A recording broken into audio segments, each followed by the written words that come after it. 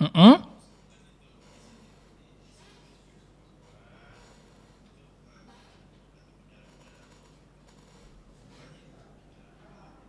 Oh, oke.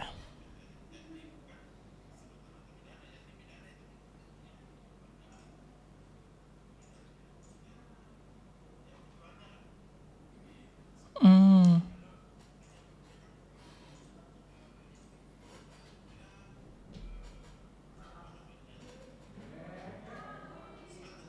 Mm-mm. Oh, oh iya iya.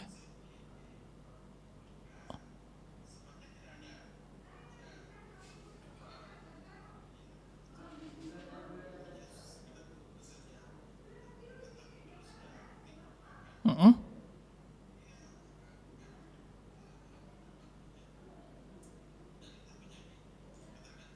Iya betul. Iya iya iya iya. Hmm. Hmm, iya ya. Tapi Pak, kalau misalnya di ruang atau di tempat rehabilitas gitu Pak, dia kayak gimana tuh Pak konsepnya? Dia kayak penyembuhannya kayak kayak makannya teratur kayak gitu-gitu atau kayak gimana Pak itu dia konsepnya? Kalau boleh tahu. Hmm.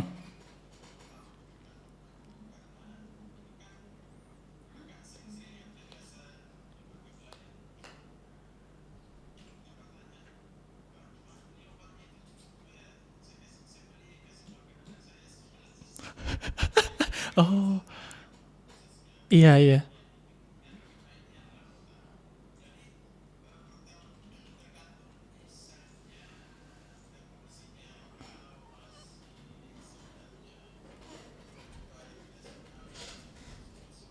Mm-mm.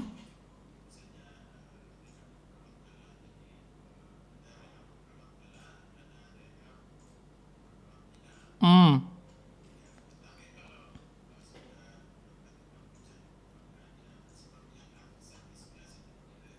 Iya.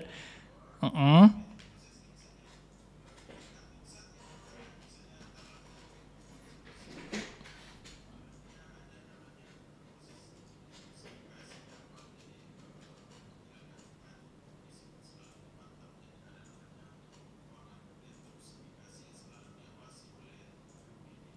Oh,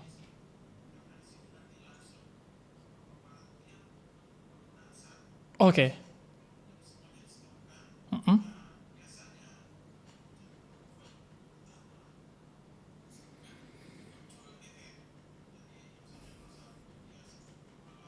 Oh, iya iya.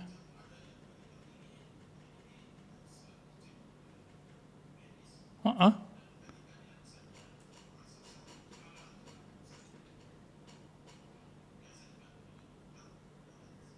Hmm. Oh.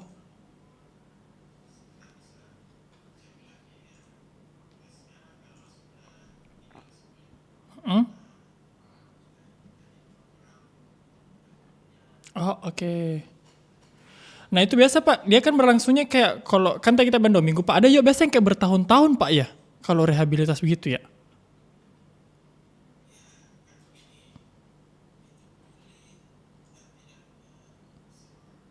Mm-mm. Orangnya. Ah,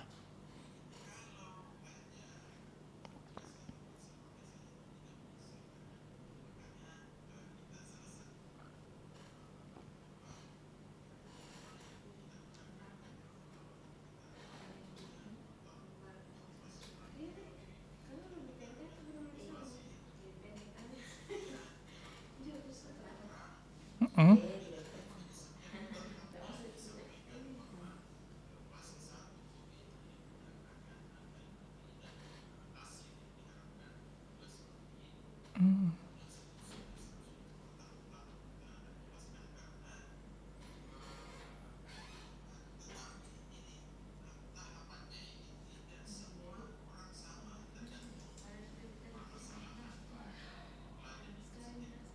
Oh oke.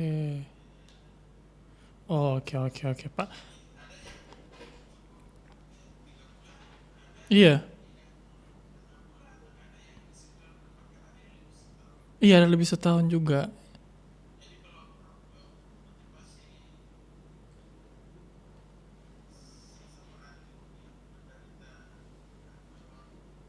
Udah siap mau pulih, Mm-mm. nah itu pasti bisa cepat. Oh, tapi kalau bisa pulih lebih cepat Pak, itu berarti ada bebas persyaratannya juga kah Pak, atau bagaimana? Iya, jadi Oh. mereka kan mereka kan apa namanya itu, ada progres, ada asesmen progres. Mm-mm. Kalau misalnya rawat inap itu ada eh, apa seminar-seminarnya mereka. Oh. Jadi di sidang juga itu.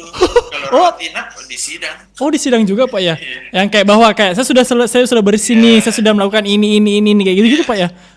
Wah, sidang proposal Iya, juga jadi ya? baju-baju, iya seperti itu dia presentasi baju putih, celana hitam, Oh, pakai dasi. Iya, oh dia bertanggungjawabkan bahwa dia sudah bersih Pak iya, ya? iya. Oke oke oke. Oh Tetapi begitu ya? tidak sampai di situ saja. Oh oke. Kita ada namanya program bina lanjut.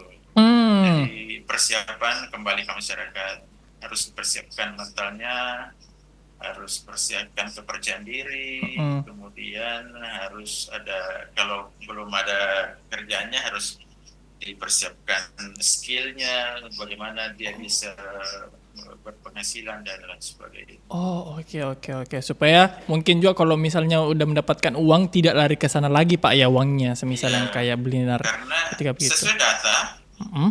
ini ternyata pengguna narkoba paling tinggi yang itu pengangguran. Oh, Nah itu justru pengangguran lebih banyak Pak. lebih banyak. Oh bisa Nah, begitu. makanya iya, Oh, tapi Pak kalau boleh tahu orang pemakai narkoba itu karena apa Pak? Karena kalau biasanya ku dengar Pak ya itu kayak kayak mungkin stres atau banyak pikiran kayak gitu kan, biasanya itu artis Pak kayak gitu kan. Nah itu paling paling sering Pak kalau masuk ke rehabilitas dia apa ya, pakai narkoba itu karena apa penyakitnya? iya, iya. Jadi memang bervariasi juga. Mm-mm. Kalau artis itu otaknya berubah Mm-mm. bahwa tidak percaya diri tampil di depan Oke, kalau tidak tidak pakai. memakai. Nah, Hmm. makanya biasa dia pakai sabu itu. Ya, tetapi yang pada umumnya di Sulawesi Selatan Mm-mm. ini, kenapa dia pakai? Ya, ada yang mengaku ajakan teman, Hmm. memang sekedar coba-coba awalnya, Iya. kepingin tahu kan, Mm-mm. ikut-ikutan. Kemudian ada karena permasalahan keluarga yang misalnya orang tuanya bercerai dan lain sebagainya. Oh iya betul. Iya, itu juga itu banyak. Dan Hmm. mungkin faktor teman tinggal di Lingkungan Pak ya. lingkungan penjualan narkoba itu Iya juga iya. salah satu. Iya. Ah iya iya iya. Nah Pak, kalau semisal ada nih Pak anak muda yang takut ketahuan sama orang tuanya, bisa nggak sih datang sendiri untuk rehab Pak? Semisal yang kayak teman kah atau ke siapa gitu? Bisa, bisa. Hmm.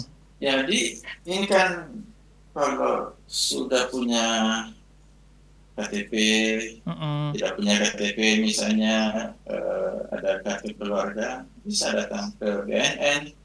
Jadi memang akses rehab itu sebenarnya yang dilaksanakan di pemerintah kan sebenarnya gratis, Oh oke. tapi masih belum diketahui mungkin banyak orang. Ah iya Jadi ke betul. BNN, ke rumah sakit itu gratis karena Oh. disiapkan. Nah, kalau misalnya, ya mungkin yang maksud Anda bertanya itu ada anak-anak Mm-mm. yang takut ketahuan orang tuanya. Mm-mm. Ya, jadi tidak apa-apa datang. Mm-mm. Nanti kita lakukan intervensi, kita lakukan sampai progres mana Mm-mm. dia sudah siap. Jadi mentalnya harus dipersiapkan. Bagaimana nanti supaya kapan dia waktunya siap menerima bahwa orang tuanya juga harus tahu. Ah. Karena mantan pengguna narkoba nanti setelah selesai rehab harus dibantu oleh keluarga supaya tidak kembali lagi pakai. Dan masalah bisa datang bisa. Oh bisa Pak ya. Iya. Iya. Dan itu juga ternyata gratis nih tahun kedua kalau katanya Bapak. Iya. Jadi kalau tetapi ada juga yang berbayar Pak. Misalnya, okay. ya ada swasta. Jadi kan pemerintah biasa tidak selalu tersedia. Ya sepanjang yang masih ada dana tersedia itu gratis. Nah kalau tetapi ada juga yang beberapa swasta tetapi binaan BNN, binaan sosial. Kalau di Makassar ini ada beberapa, ada di Minasa Upah, ada di Tamalandrea, ada di Maros, ada di Sudiang. Kita bina, kita dampingi. Iya. Oke. Iya. Berarti kalau kalian semisal sekali lagi mau atau ada kalian penasaran dengan ruang rehabilitas, ya langsung aja mungkin ke sana tuh, Bapak ya. Iya. Karena nggak usah takut. Ya, ini kan begini, persoalannya begini. Banyak sebenarnya, ada yang beberapa, kan kita punya hotline konseling. Ya, banyak yang telepon, Pak, sebenarnya kami mau berhenti, tetapi saya tidak tahu caranya. Saya nanti datang melapor, saya takut nanti kami ditangkap. Iya, seperti itu. Jadi seperti itu ada ketakutan. Nah, yang kedua, permasalahan yang kedua adalah masyarakat masih ada yang malu. Iya. Keluarganya dikatakan pecandu narkoba. Padahal ya itu tadi sudah dinyatakan oleh WHO bahwa dia itu orang sakit. Dan saya rasa awal pakainya itu tidak bercita-cita untuk menjadi pecandu. Iya betul. Mungkin dari sekitar.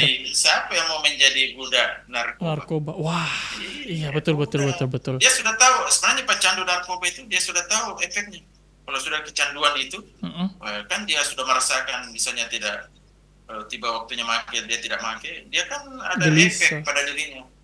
Tetapi karena permintaan otak, yang namanya kecanduan kan otak kan yang dikena. Kayak misalnya kayak kita sih kayak main gadget segala macam Pak, itu kan kayak kita candu dengan main sosial media segala macam, sama halnya mungkin dengan narkoba. Iya betul. Yes, tapi betul juga sih. Siapa yang cita-cita untuk jadi apa ya untuk narkotika? Iya pasti lingkungan kita sih yang bisa menyebabkan kita seperti itu. Awalnya coba-coba. Iya betul. Tapi Pak, kalau bertanya lagi nih Pak soal narkoba awam ini Pak, kalau bedanya si pengguna, pecandu sama pengedar itu menurutnya Bapak apa Pak? Perbedaannya? Perbedaannya pengguna, pecandu sama pengedar. Ya, jadi begini, kalau pengedarnya kan yang jelas dia ada unsur bisnisnya. Ya, jadi bandarnya kan yang membiayai. Oh iya betul. Dan kalau misalnya pengedarnya kan dia yang mendistribusikan. Ya mendistribusikan. Yang jelas ada unsur bisnis. Kalau pengguna, kita bicara pengguna saja, berarti di situ masih ada terbagi. Ada yang pengguna coba-coba, ada yang rekreasional. Jadi misalnya apalagi namanya nih reuni, nah itu bahaya itu. Terus situasional, misalnya sopir. Nah ini di akhir-akhir Ramadan dan biasa tuh sopir Makassar kabupaten, misalnya Makassar Bone begitu kan. Normalnya kan hanya pergi pulang kan? Oh, supir-supir yang bawa penumpang itu Pak ya? Kalau pulang kampung itu? Oh, oke. Nah, pada biasa situasi, jadi makanya kita sebut situasional. Karena misalnya kan di akhir-akhir Ramadan mau menjelang Lebaran itu kan banyak penumpang. Betul. Akhirnya dia usahakan 2 kali PP misalnya Makassar Bone. Iya, karena salah satu sementara itu misalnya salah satu saat itu membuat tidak capek nyopir, tidak ngantuk. Nah iya. Oh iya, iya, iya, Tetapi iya. pada umur tertentu nanti sudah out dia karena dirusak jantungnya. Oh, oke, oke, oke. Tapi efeknya apa tuh Pak kalau kita sering memakainya? Selain jantung, ada lagi kah Pak? Atau mungkin umur kita tambah cepat selesainya? Nah, itu tergantung Zat zat apa kimianya. yang di zat ya zatnya. Jadi contohnya misalnya kalau sabu Mm-mm. kan yang paling banyak penggunanya di Sulawesi Selatan itu 80% itu menggunakan sabu. Oh, oke. Ya, ini kan banyak yang dicekoki kepada masyarakat yang tidak tahu bahwa ini obat kuat, Oh, buat obat kuat mencangkul, obat kuat dan tahan bawa mobil, iya betul yang tadi kita bilang. dan bahkan ada yang mempromosikan bahwa untuk obat kuat untuk kebutuhan seks. Coba. Oh, sampai ke situ Pak ya, sampai biologis Iya, ya. iya. Oh, oke, oke. Nah, untuk biologis, ya ini untuk terutama laki-laki, Mm. bahaya itu karena memang untuk sementara naik birahinya, Iya, tetapi pada umur tertentu iya, sudah iya betul. pelo nabila orang biasa. Iya Iya betul kan? betul. Dia sudah. Iya, iya, iya. Tapi bahaya juga Pak ya. Maksudnya kalau semisal dia tidak menggunakan narkoba itu, ya mungkin dia jadinya tidak lagi mungkin birahi atau segala macam Pak ya Iya, dengan istrinya atau iya, apa. Iya kan? karena begitu narkoba masuk ke dalam tubuh kita ini, Mm-mm. 80% itu langsung masuk ke otak. Ah, Karena zatnya otak itu yang jadi aduh. hanya setelah masuk di Hmm. otak, dia rubah persepsi otak. Oh. Jadi kan sebenarnya sudah ada narkoba alami yang diciptakan Allah atau Mm-mm. Tuhan ke semua manusia. Nah, misalnya kan kita makan coto, Ya betul. enak, Iya Pak. toh. Ah. Kita lulus ujian, ya Oh. senang, ada yang lucu, kita ketawa, Iya. itu kan dopamin alami. Iya betul. Nah, ketika ada zat yang masuk dalam otak, nanti bisa dia senang, Kalau karena kan memakai dia, itu. iya, Oh. jadi yang dopamin alami itu dikalahkan. Iya betul. Akhirnya misalnya, ya, itu artis, dia tidak bisa tampil kalau tidak pakai dulu. Iya, iya, iya. Gitu. Oh, oke, oke, oke, oke. Karena sudah terbiasa nih Pak Di. Terbiasa. Iya memakai itu. Oke, oke, oke. Nah Pak, mungkin ini pertanyaan terakhir nih dari Iya, Fauzan iya, sendiri. iya. Saya sampai lupa perkenalkan nama saya sendiri Pak nih. Barusan ya. Iya Pak. Iya. Nih, kalau kalau ada teman Pak yang teman kita yang terindikasi pakai narkoba, nah langkah paling aman itu apa Pak? Melaporkah? Kita atau saya ngobrol dulu atau gimana nih Pak? Oke, oke. Mm-mm. Jadi misalnya ini melalui RRI ini Oh, iya, yang betul harus Pak. saya sampaikan. Jadi sebaiknya Mm. melaporkan diri. Mm. Jadi itu ada peraturan pemerintah nomor 25 tahun 2011 itu bahwa pengguna narkoba melaporkan diri ke BNN, ke rumah sakit, ke puskesmas, itu tidak dipidana, melainkan direhabilitasi. Oh, Ya, oke. tetapi kan masih ada dua tadi, takut dan malu. Ah, betul. Nah, saya mau menyarankan, boleh datang ke RRI, Oh, nanti BNN ke RRI, oh oke. gitu. Yang penting RRI, pokoknya kepala stasiun sudah pernah menyampaikan di BNNP sini bahwa oke Pak, kalau ada pengguna narkoba yang datang ke RRI, Mm-mm. kami akan siapkan ruangan. Wah, Hmm. gitu. Ya, Jadi langsung di tempat Pak ya. iya, jadi kami kan BNNP ini ada namanya program rehabilitasi keliling. Oke. Ya, jadi kalau takut-takut ke BNN nanti karena dia bilang nanti saya ke BNN, kan banyak persepsi begini. Nanti saya ke BNN, terus di BNN saya ditangkap, Iya. di penjara, Ah, kan begitu. iya. Jadi iya, jadi melalui ini jaringan ini saya sampaikan bahwa kalau melaporkan diri itu tidak dipidana, Hmm. melainkan direhabilitasi. Ah, iya. Iya. Iya, karena memang saya pun juga Pak awam kayak berpikir kalau semisal kita didapat bahwa kita narkoba, kita langsung masuk ke penjara, bukan tempat rehab. Dan itu dari dulu pemikiranku Pak bahwa rehab itu penjara. Ternyata bukan. Itu rumah Pak ya, tempat rehab itu ya. Di kantor. Kantor malahan ya. Kalau di BNNP, di BNNK itu kan cuma rawat jalan. Jadi pengguna coba-coba, rekreasional, situasional. Jadi belum masuk pada kategori pecandu lah. Nah, kami di BNNP ini ada di Jalan Manunggal 22. Itu teman berdua di Jalan Manunggal 22. Ya. Iya, cuma memang ini jalan ini masih asing mungkin. Di Jalan Nuri ada dapat Ami Petran. Di depan Universitas Atmajaya. Pas berhadapan. Atau kalau misal kita teman-teman berdua mungkin kesusahan, ya buka Maps, cari di Maps Pak ya. Iya, sudah banyak kok untuk akses ke situ juga. Atau alternatif berikutnya susah ke RRI. Betul, nanti RRI yang kasih tahu informasinya. Iya. Nanti RRI yang sampaikan ke BNNP, tim kami turun ke RRI. Berikan pelayanan di RRI sampai kapan dia bisa siap untuk ke BNN. Dijemput di RRI Pak ya. Iya. Asalkan kalian semua mungkin yang lagi kena atau ya itu kasihan Pak ya kena penyakit lah Pak ya jatuhnya itu. Iya, kalian jangan takut untuk berobat untuk ke BNN karena pasti ada solusinya. Daripada kalian diam-diam saja itu tidak ada tidak ada arahnya Pak ya. Betul. Iya. Kalau diam-diam saja, bosan. Nanti tempatnya di rumah sakit yang ada di Jalan Lanto Depok Sewang itu.